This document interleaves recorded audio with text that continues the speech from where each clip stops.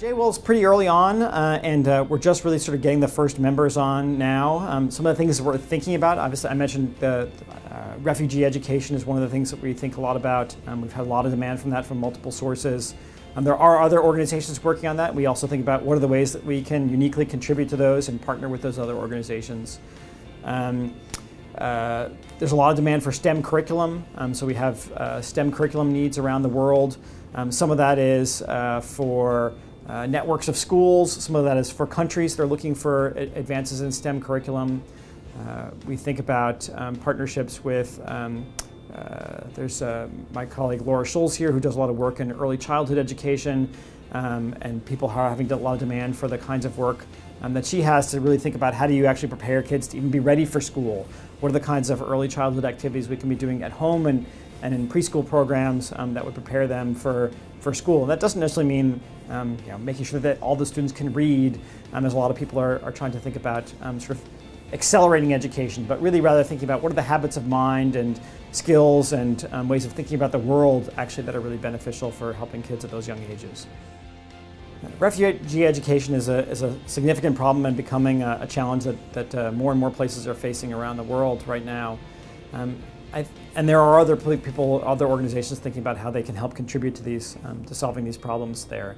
Some of the things that we think about are ways that how do we prepare teachers? A lot of our expertise is in teacher preparation. How do we prepare teachers to be able to work in these kinds of contexts?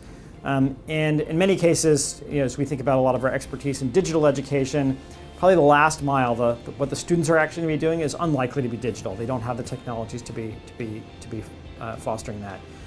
But the teachers themselves might have digital technologies. So how do we prepare the teachers through digital technologies? Can we use online courses? Can we use interactive learning experiences online? Can we use digital communities to be able to foster those communities and help make them successful and share ideas? So those are the kinds of things we think about. How do we use our expertise, our technology, to be able to reach the teachers who then in turn can reach the children?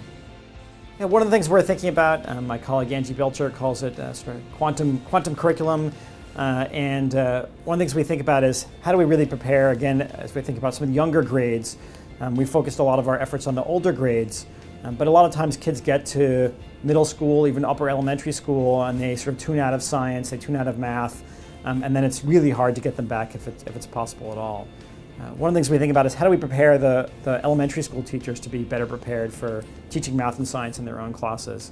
And one of Angie's ideas is to say, hey, let's first engage the teachers. Rather than thinking about directly what do they apply to their students, let's engage the teachers and get them interested in some of these topics, these subjects. Can we make modules where we're targeting teacher learning to get them excited about the 8 exciting topics in chemistry, 8 exciting topics in biology each year throughout elementary school. And then provide them with a secondary set of resources where they can then bring some of those concepts into the classroom. But I think one of the important things is us thinking about how do we want to treat the teachers as themselves as unique individuals who are learners themselves, who have strengths and weaknesses. How do we leverage that to be able to get them excited, get them capable, get them mastering some of the challenging topics in science and math that they can then bring into their classroom through secondary sources. So we think about the whole picture there, I think, is one of the things that we're thinking about, which there are some people, other organizations thinking around some of those ideas in other domains, but I think we can make some unique contributions in that space.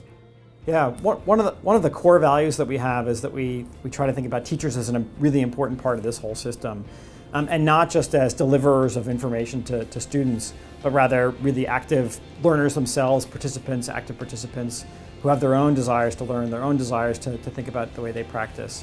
And so we want to think about how we can prepare good professional development that recognizes that aspect of teacher learning.